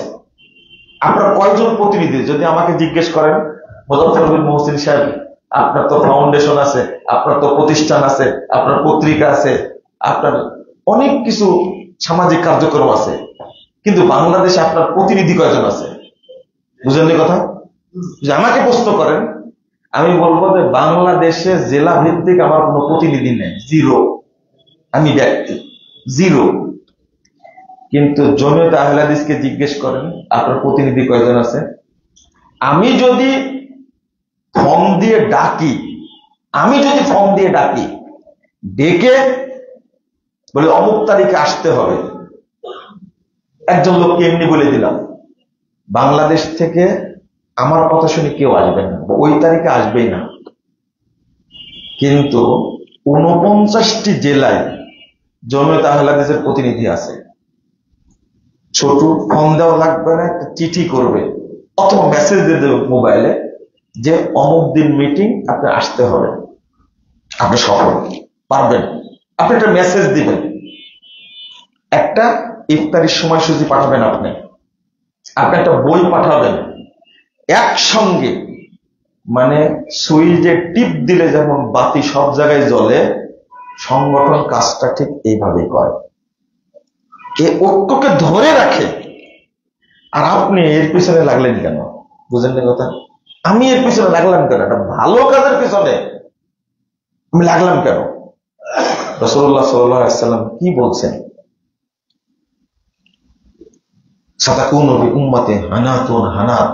দেখো, আমার উম্মতের মধ্যে অচিরে এই সমস্যা, ওই সমস্যা, এই ইখতিলাফ, এই বিভক্তি আসবে। এরপরে রাসূল সাল্লাল্লাহু আলাইহি ওয়াসাল্লাম বলছেন, শোনো, মান আরাদা তাফরিকা হাদিহিল উম্মাহ, আর একটা দিছে আইয়ুফাররিকা হাদিহি উম্মাহ ওয়া হিয়া জামি ফাকতুলুহু কাইনান মান কান। যে ইচ্ছা করবে, ভাঙ্গানা, যে ইচ্ছা করবে ঐক্যবদ্ধ জামাতকে বিভক্তি করতে, যদি খালি বুঝতে পারো, মানে আরাদা আইয়ুফাররিকা আমরা হাদিহিল উম্মাহ ওয়া হিয়া জামি, ঐক্যবদ্ধ আছে, এই রকম জামাতকে কেউ যদি বিভক্ত করার চেষ্টা করে, বুঝতে যদি পারো, তাহলে তাকে হত্যা করো। বহিষ্কার না, কি হত্যা করো। বিসাইফ ফাজরিবুহু বিসাইফ। আর একটা হলো তরবারি দ্বারা আঘাত করো। এরপরে বলছেন ফাইন্না শাইতানা মা'a মান ফারাকাল জামা, শয়তান তার সাথে থাকে যে ব্যক্তি জামাত থেকে কি করে, বিচ্ছিন্ন হয়ে যায়, বিভক্ত হয়ে যায়। এই হাদিসগুলো কি আমল করবে? কি আমল করবে? এই হাদিসগুলো কোথায় যাবে? আপনি ঐক্য করবেন আওয়ামী লীগের সাথে? উত্তর দেন। বিএনপির সাথে? যারা মাজার পূজা করে তাদের সাথে? তা আমাদের ঐক্য থাকতে হবে না? লা হাওলা ওয়ালা কুওয়াতা ইল্লা বিল্লাহ। ইয়ারকুজু, রাসূল সাল্লাল্লাহু আলাইহি ওয়াসাল্লাম বলছেন, শয়তান ওকে বিভক্ত করে নিয়ে যায়, ওর পিছনে লাথি দিতেই থাকে, লাথি মারতে মারতে মারতে ওই দূরে সরে যেতে, দূরে সরে যেতে। তাকে কোথায় নিয়ে যায় বলেন তো দেখি? শয়তান লাথি মারতে মারতে কোথায় নিয়ে যায়? আল্লাহ রাসূল বলছেন, ইন্নাল্লাহা লা ইয়াজমাউ উম্মতি আলা দালালা ওয়া আলাইকুম বিসসাওয়াদিল আযম। আমার উম্মতকে আল্লাহ কখনো ভ্রষ্টতার উপরে, বাতিলের উপরে ঐক্যবদ্ধ করবেন না। আবার বুঝেন কথাটা, আল্লাহ রাসূল বলছেন যে আমার উম্মতকে আল্লাহ ভ্রষ্টতার উপরে, বাতিলের উপরে ঐক্যবদ্ধ করবেন না। আলাইকুম বিসসাওয়াদিল আযম। অতএব যে দলটা বড় হকের উপরে আছে, তোমরা তাকে আঁকড়ে ধরো। আলাইকুম। এরপরে বলছেন ইয়াদুল্লাহি আলাল জামা, কারণ আল্লাহর রহমত জামাতের উপরে আছে, আল্লাহর নিরাপত্তা জামাতের উপরে আছে। একটা বিশাল একটা প্রসঙ্গ এটা, কিন্তু আমরা এটা বুঝতে চাই না। শুধু তাই না, কাল কিয়ামতের মাঠে আপনি একা মারা যাবেন, আল্লাহর কাছে আপনার কোন লা হুজ্জাতা লাহু, কোন দলিল থাকবে না, কোন দলিল নাই। শুধু এটা না, আল্লাহ রাসূল সাল্লাল্লাহু আলাইহি ওয়াসাল্লাম বলছেন, আল জামাতু রাহমাতুন ওয়াল ফুরকাতু আযাবুন। ঐক্যটাই মানে রহমত, আর বিভক্ত থাকাটা কি গজব। মান শাজ্জা শাজ্জা ফিন্নার, যে বিচ্ছিন্ন হয়ে গেল সে কোথায় গেল? জাহান্নামে চলে গেল, জাহান্নাম নিক্ষিপ্ত হল। আল আল জামাতু রহমাতুন ওয়াল ফুরকাতু হালাকাতুন। এমনকি লা হাওলা ওয়ালা কুওয়াতা ইল্লা বিল্লাহ, যে ব্যক্তি বিচ্ছিন্ন থাকবে ওই ব্যক্তি ধ্বংস হবে। এই হাদিসগুলো বাস্তবায়ন করার জন্য আপনাকে একটা পথ অবলম্বন করতে হবে, সেটা হলো আমরা ঐক্যবদ্ধ থাকব এবং কোরআন এবং সুন্নাহ মেনে চলবো। তাহলে আপনার নাম আহলুস সুন্নাহ ওয়াল জামাত কেন? বুঝেন না মনে কথাটা? আপনার নামটা আহলুস সুন্নাহ ওয়াল জামাত কেন? আপনি একাকী, তাহলে আপনি আহলুস সুন্নাহ নট জামাত। আমি আগেই বলেছি মুহাম্মদুর রাসূলুল্লাহ সাল্লাল্লাহু আলাইহি ওয়াসাল্লাম কি একা জান্নাতে যাবেন না আপনাদেরকে নিয়ে যাবেন? কত সুন্দর হাদিস। আল্লাহ বলছেন ইয়াউমা নাদু কুল্লা উনাসিন বিইমামিহিম। ইমাম ইবনে কাসির রাহিমাহুল্লাহ এই আয়াতের ব্যাখ্যা দিতে গিয়ে বলছেন যে কিয়ামতের মাঠে আল্লাহ প্রত্যেককে ইমাম সহ ডাকবেন। ইমাম ইবনে কাসির রাহিমাহুল্লাহ একজন উক্তি তুলে ধরে বলছেন ফাহাদা আকবারু শারাফান লিআসহাবিল হাদিস লিআন্না ইমামাহুমুন নবী সাল্লাল্লাহু আলাইহি ওয়াসাল্লাম। এই আয়াতের মধ্যে সবচেয়ে মর্যাদা আছে আহলুল হাদিসদের জন্য, কারণ কাল কিয়ামতের মাঠে তাদের ইমাম হবেন সরাসরি মুহাম্মদুর রাসূলুল্লাহ সাল্লাল্লাহু আলাইহি ওয়াসাল্লাম। তো আপনাদের আর বিরক্ত না করি। এত প্রশ্ন, তো আপনাদের যেটা বিষয়টা আমি বলতে চাচ্ছিলাম, আপনি যে এলাকারই মানুষ হন, যেখানকারই মানুষ হন, যারা আহলুল হাদিস তার দ্বারা মিলে ঐক্যবদ্ধ থাকবেন ইনশাআল্লাহ।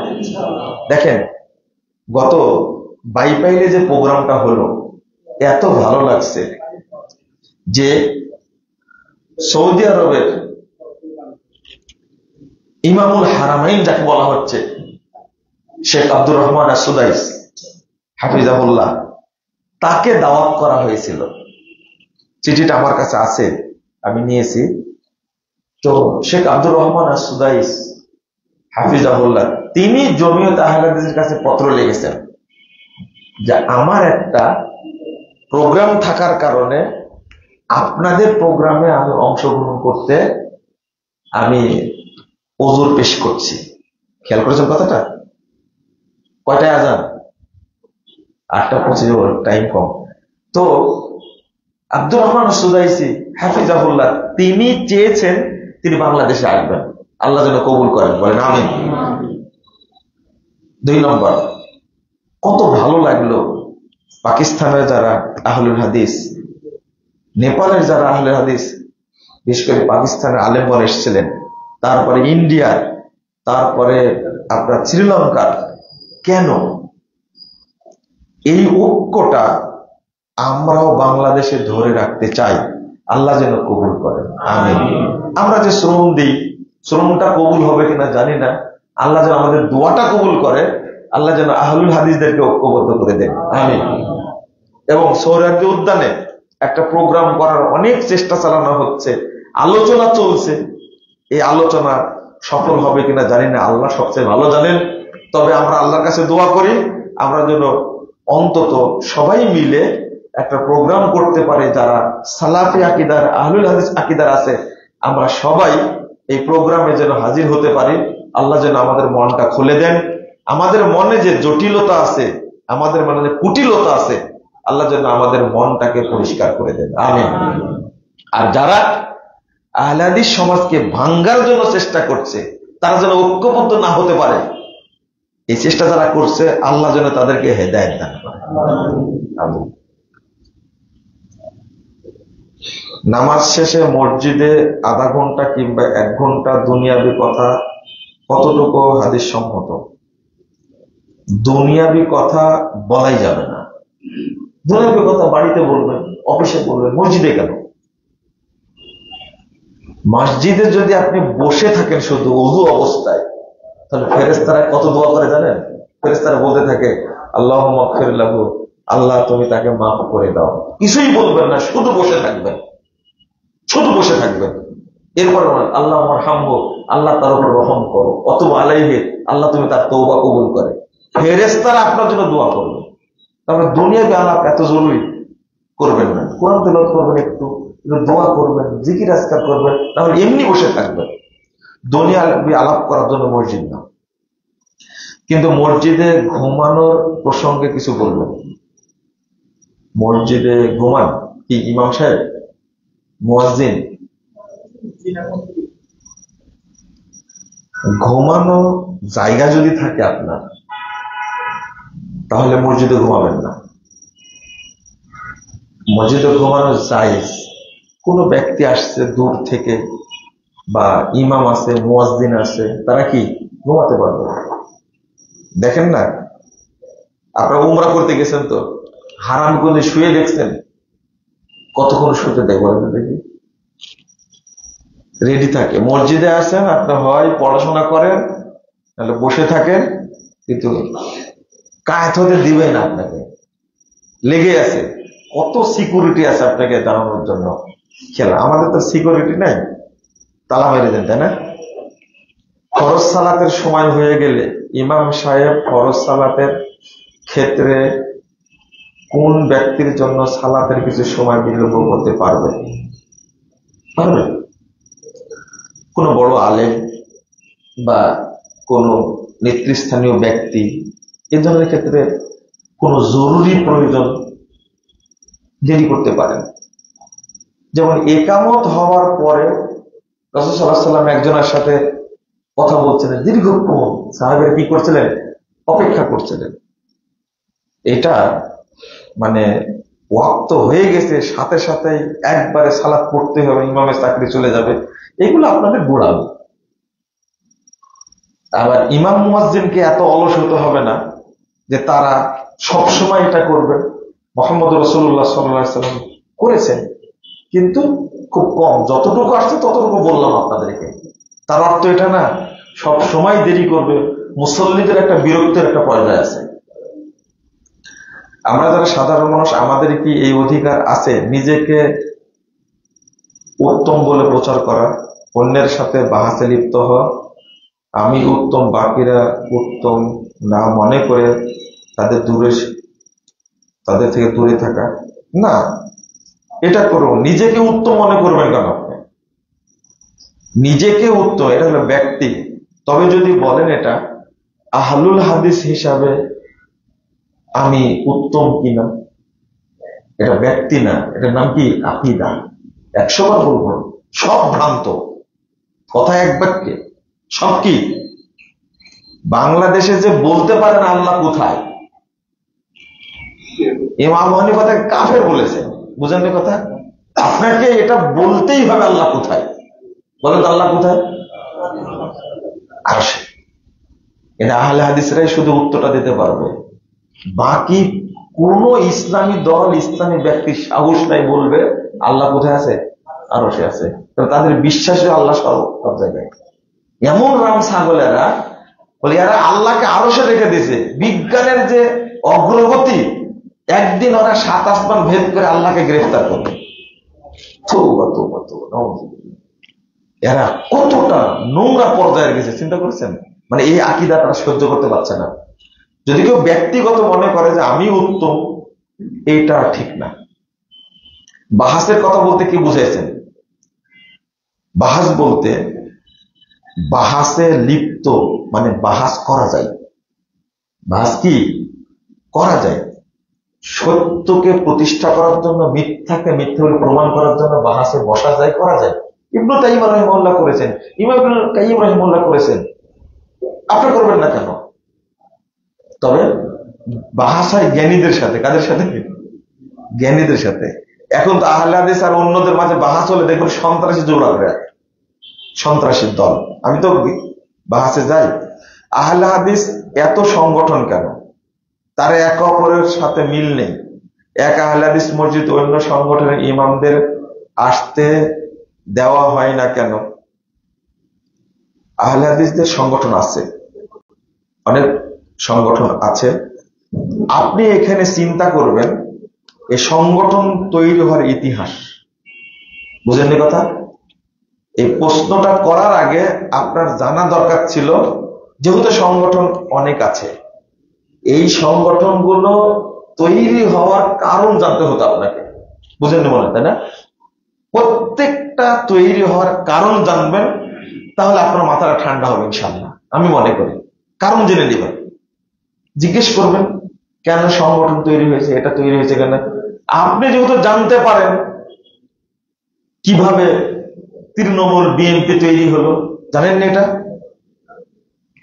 কিভাবে তৈরি হলো এবি পার্টি, কিভাবে তৈরি হলো এনসিপি, আপনি জানেন না এটা? তা আপনি জানবেন যে আহলে হাদিস সংগঠনগুলো এত হওয়ার কারণটা কি, ওর জন্মের ইতিহাসটা জানবেন আপনি, তাহলে তো আপনার মাথা ঠান্ডা হবে। বুঝেননি মনে কথাটা? বুঝেছেন কথাটা?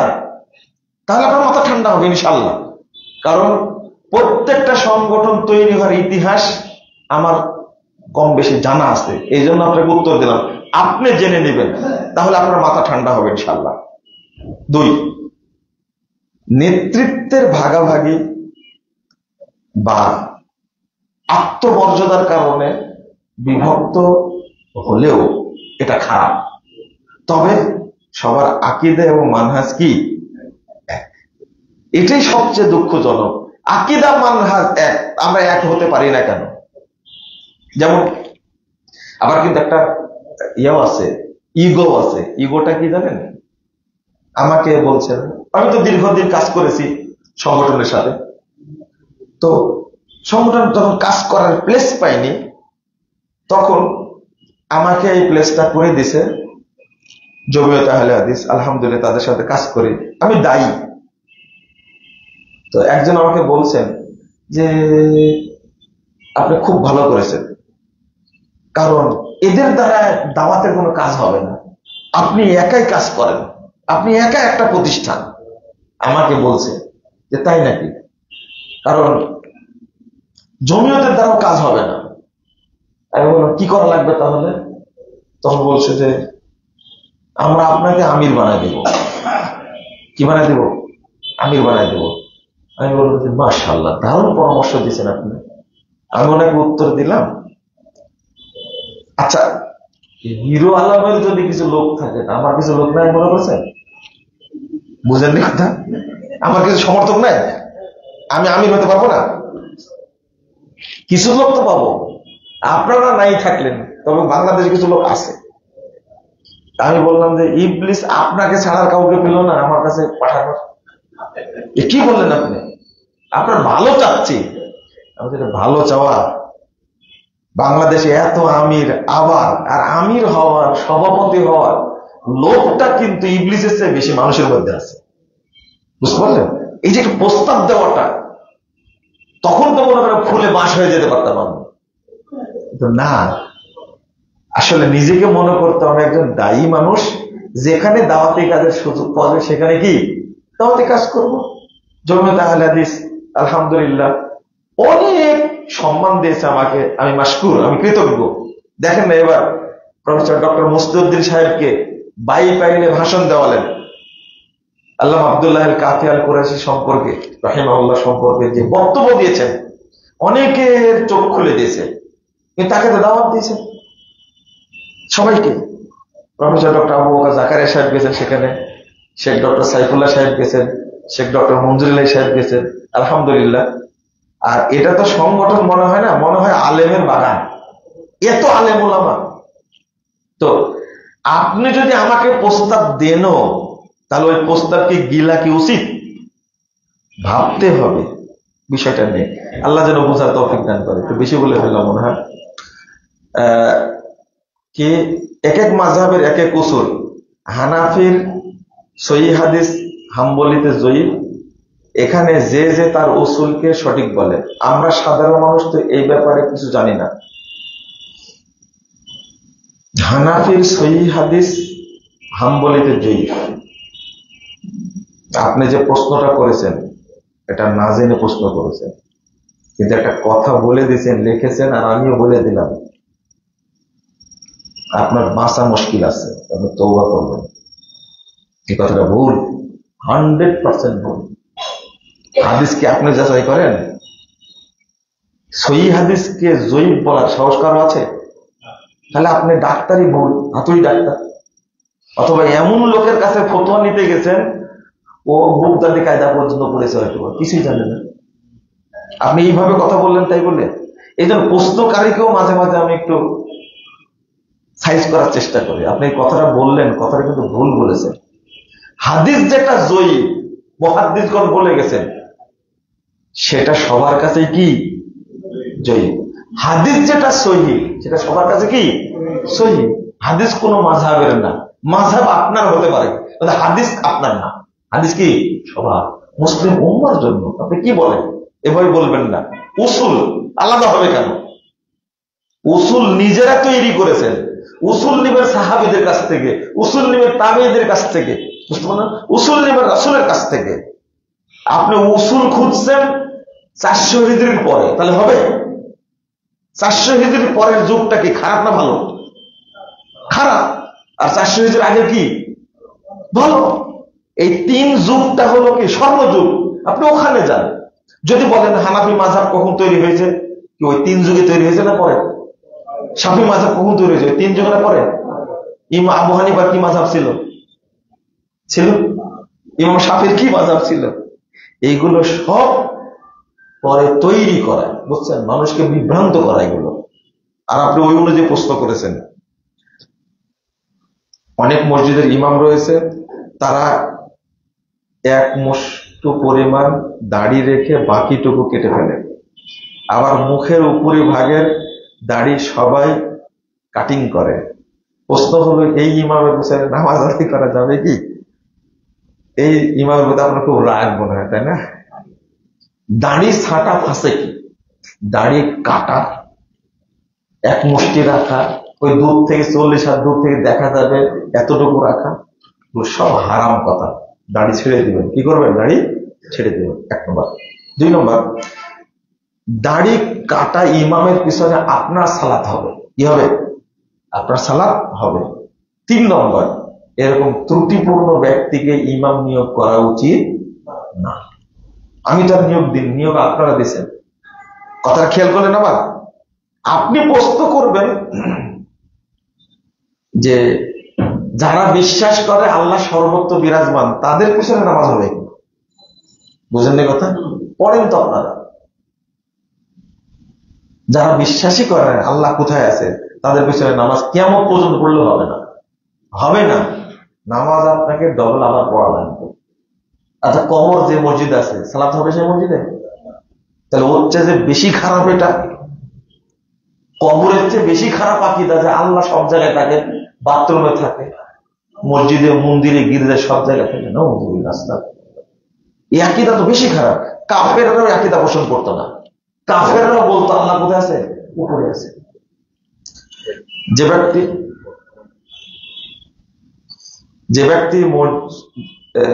ব্যক্তি আবার যদি লেখছে কি সূরা ফাতিহার অর্থ না জানে, তার কি নামাজ হবে? আমি অন্য শায়েখদের কাছ থেকে শুনেছি সূরা ফাতিহার অর্থ ছাড়া নামাজ হবে। সূরা ফাতিহা না, সালাতের মধ্যে যেগুলো পড়েন সবগুলোর অর্থ জেনে পড়বেন। সবগুলোর কি অর্থ জেনে পড়বেন। এটা কিন্তু ইজমা। সালাতে জোরে আমিন বলবেন কি বলবেন না, বলতে হবে, এটা সুন্নাহ, এটা ইজমা না। কিন্তু সালাতের মধ্যে দোয়াগুলোর অর্থ জেনে পড়তে হবে, এটা সাহাবী, তাবেঈ, তাবেঈদের কি ইজমা। এখানে অলসতা করবেন না। চেষ্টা করেন অন্তত। সালাতটা কি মুনাজাত না? সালাতটা কি? তো মুনাজাত কি না জানি করেন নাকি? সালাত তো মুনাজাত। আপনি কি মুনাজাত করবেন আল্লাহর কাছে? উত্তর দেন। ইন্নাল মুসাল্লি ইউনাজি রাব্বাহু মা দামা মুসাল্লাহু। রাসূল সাল্লাল্লাহু আলাইহি ওয়াসাল্লাম বলেছেন, মুসল্লি যখন সালাতে দাঁড়ায় তখন সে মুনাজাত করে। কি মুনাজাত করলেন? ইয়্যাকা না'বুদু ওয়া ইয়্যাকা নাস্তাঈন। আমি আমেরিকা যেতে চাই, লন্ডন যেতে চাই, এর অর্থ এটা? আপনি জানলেন না কেন এটা? আমি আবারও বলছি, সালাতের মধ্যে কোরআনের আয়াত পড়েন, দোয়াগুলো পড়েন, অর্থ জেনেই পড়ার চেষ্টা করেন। আপনি গাফেলদের মধ্যে যায়েন না। ইমাম ইবনে তাইমিয়া রাহিমাহুল্লাহ বলছেন, যদি গাফেল প্রমাণিত হয়, সালাত বুঝে না, তাহলে তার নেকি হবে না, এতে কোনো সন্দেহ নাই। আর যাদের মধ্যে খুশু নাই সালাতে, তাদের সালাতে নেকি হবে না। সালাত হবে না এটা বলা যাবে না। কি হবে না? খুশু না থাকলে কি হবে না? নেকি হবে না, এটা বলেছে। যেমন ইমাম ইবনে তাইমিয়া এটাও বলছেন, আসলে প্রশ্নগুলো গুরুত্বপূর্ণ, এক বাক্যে কি করে বলবো, আমি তো বলতে পারি না, সমস্যাটা এটা। বলছে যে ব্যক্তি মিথ্যা কথা বলে তার সিয়াম হয়? কোথায় পেয়েছেন আপনি সিয়াম হয় না? আছে হাদিসে? কিন্তু হাদিস তো মাল্লাম ইয়াদা কওলা যুর ওয়াল আমালা বিহি ফালাইসা লিল্লাহি হাজাইন ইয়াদা তাআমা ওয়া শারাবা। যে ব্যক্তি সিয়াম অবস্থায় মিথ্যা কথা বলে, খারাপ কাজ করে, তার খেয়ে থাকা না খেয়ে থাকা কি আল্লাহর কাছে সমান। বলা হয়নি তার সিয়াম হবে না, এটা বলা হয়েছে কি মানে তো নেকি হবে না। কি হবে না? নেকি হবে না। একদিন শুনবেন না বক্তব্য, বেশি বেশি শুনবেন, তাহলে ঠিক আছে। বিদেশে 2-3 দিন ভ্রমণে যাওয়া ইসলাম অনুমোদন করে। উদ্দেশ্য সৌন্দর্য, নির্জনতা, দেশের মানুষের সংস্কৃতি, খাদ্য সম্পর্কে জানা ইত্যাদি। আল্লাহর নিদর্শন জানার জন্য আপনি ভ্রমণ করতে পারবেন, বা বিধর্মীদের অবস্থা কি সেটা জানার জন্য। কোন কাজই, বান্দার কোন কাজই আল্লাহর সন্তুষ্টির বাহিরে না। অতএব চেষ্টা করবেন আল্লাহর সন্তুষ্টি যেন থাকে এইভাবে। আপনি যে সফরের দোয়াটা করছেন, এই দোয়ার মধ্যে কিন্তু আছে কি আল্লাহুম্মা হাব্বিব আলাইনা, আল্লাহুম্মা ইন্নী আসআলুকা ফি সফরিনা হাযাল বিররা ওয়াত তাকওয়া ওয়াল আমালি বিমা তারদা। এই যে আমাকে এমন আমল করার তৌফিক দান করে যে আমলে তুমি কি সন্তুষ্ট হবে, সফরের দোয়ার মধ্যে আছে। তবে সফর করার জন্য আপনাকে নিয়াত করতে হবে কি এখান থেকে কি আমি নেকি অর্জন করব।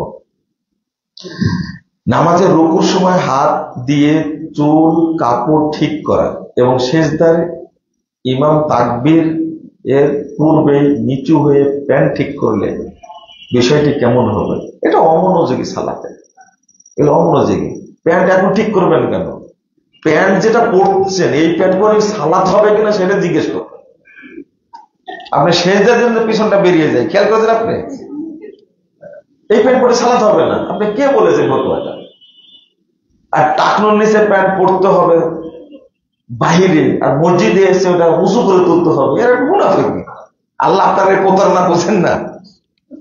আমার কথাগুলো একটু কড়া হয়ে যাবে, কিছু মনে করেন না। আমার একটা প্রশ্ন, মসজিদের নামাজের সময় আমার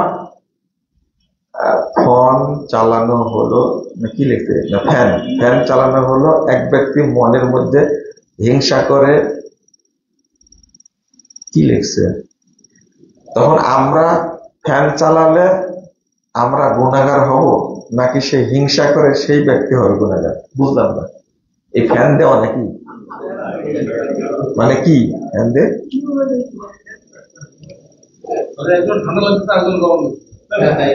ও আচ্ছা আচ্ছা, ফ্যান লাগছে, হিংসা তো লিখছে, ঠান্ডা করুন না তো, হিংসা লিখছে দেখে। এগুলো ছোটখাটো জিনিস আপনারা। শেখ সোনানি ওয়াল আসার লেখক আমিউল ইহসান, অনুবাদক ডক্টর আব্দুল্লাহ জাহাঙ্গীর রাহিমাহুল্লাহ। এই বইতে তারা সালাতে হাত উত্তোলন না করা, আস্তে আমিন বলা, জুমার পূর্বে 4 রাকাতের নির্দেশ, ইমামের পিছনে সূরা না পড়া, এত বড় লিখছেন। প্রশ্ন, ফরজ সালাতে আলোকিত, ফজরের সালাত আলোকিত করে পড়া, জহরের সালাত শেষে ওয়াক্তে এবং আসরের ওয়াক্ত ছায়া দ্বিগুণ হওয়ার ইত্যাদি, এমন অনেক বিষয় সহিহ হাদিস দেখিয়েছেন ইমাম তাহাবি, ইবনে আবি শায়বা, তাবরানী। এই বই পড়বেন না, এই বই পড়বেন না। ফিকহ সুনানি ওয়াল আসার, এই বই পড়বেন না। শুধু তাই না, আরো কিছু বই আছে, আরো কিছু বই আছে। যদি দেখেন কোন মুহাদ্দিস হাদিসকে কি করেছেন, সহিহ বলেছেন বা হাসান বলেছেন, তারটা গ্রহণযোগ্য। আপনি নিজে নিজে মুহাদ্দিস একটা মারি দিবেন, এটা গ্রহণযোগ্য না। আমরা যেমন কোন হাদিসকে সহিহ বলি, আমরা কোন হাদিসকে জয়ীফ বলি না। আমরা বললাম, এখনই তো বললাম ইমাম আলবানী হাদিসটা কি বলেছেন, সহিহ বলতে বললাম না। আমরা মুহাদ্দিসদের কথা বলি। কারণ হাতুড়ি ডাক্তার দিয়ে যদি আপনি কাজ করান, তাহলে রোগীর অবস্থা হলে কেমন হবে? বাংলাদেশে হাতুড়ি মুহাদ্দিস নামও করে, এরা মুহাদ্দিস না, মুহাদ্দিস না। এই সমস্ত লোকেরাই এই সমস্ত বইয়ের মধ্যেই নিজেরা হুকুম লাগাইছে সহিহ জয়ীফ, বুঝতে পারলেন? যেমন বলেই দিই কথাটা, কিছু মনে করেন না। 5 মিনিট আগাম দিয়ে দেন, না হলে কি শোনেন। যেমন বলছে যে বুকের উপরে হাত বাঁধার কোনো সহিহ হাদিস নাই। আপনি কাকে কথাটা বললেন? বুকের উপরে হাত বাঁধার সহিহ হাদিস নাই, আপনি কাকে কথাটা বললেন? আমরা মুখ বন্ধ করে কিছু বলি না। বুকের উপরে হাত বাঁধার হাদিসকে ইমাম আলবানী সহিহ বলেছেন। আপনি কে? আপনাকে কে চিনে? আপনার কোন যোগ্যতা আছে একটা হাদিস সম্পর্কে কথা বলার? আপনি বলেন কি করে? বুকের উপরে হাত বাঁধার হাদিসকে আপনার কি বলে যে ইমাম আহমদ মোহাম্মদ শাকির তিনি সহিহ বলেছেন। বুকের উপরে হাত বাঁধার হাদিসকে মুহাদ্দিসগণ সহিহ বলেছেন, আর আপনি বলেন বুকের উপরে হাত বাঁধার হাদিস নাই। কথা একটু হিসাব করে বলবেন। জমিয়ত আহলে হাদিস, সুবহানে আহলে হাদিস, আহলে হাদিস আন্দোলন, আহলে হাদিস যুব সংঘ, জামিয়া সালাফে এই 5টি নাম ব্যবহার না করে শুধু একটি নাম ব্যবহার করা যায় না, সেটা হলো আহলে সুন্নাহ ওয়াল জামাত। আমি তো এতক্ষণ এটাই বলছিলাম, আহলে সুন্নাহ ওয়াল জামাত এটাই হল না। তাহলে তো জমিয়ত আহলে হাদিস লাগবে না, তাহলে তো আহলে হাদিস আন্দোলন লাগবে না। এক হয়ে যান, একজন আলেমের নেতৃত্বে এক হয়ে যান, তাহলে তো কিছু লাগছে না। লাগছে কি? কেন লাগে? কেন লাগে? কারণটা হলো, যখন জেলখানায় গিয়ে প্রশ্ন করলো যে আপনি আহলে হাদিস, তার প্রমাণ কি? তখন আমি বললাম প্রমাণ কি মানে আমি আহলে হাদিস, বাংলাদেশে আর কোন আহলে হাদিস নাই। তখন বলে দিলাম। তখন বলছে ও আচ্ছা আচ্ছা, এবার বুঝতে পারছি। কিন্তু একজন বলেছে যে আমি কোরআন হাদিস মানি, এমন পিটান দিছে কোরআন হাদিস আমরা মানি না। বুঝেননি কথা? আহলে হাদিস শব্দটা বলেনি। আপনি আহলে হাদিস শব্দটা বাদ দেন এখান থেকে, যাওয়ার দরকার নাই। বর্তমান বাংলাদেশে মাজার পূজারী যারা, তাদের নাম হলো আহলে সুন্নাহ ওয়াল জামাত, জানেন আপনি?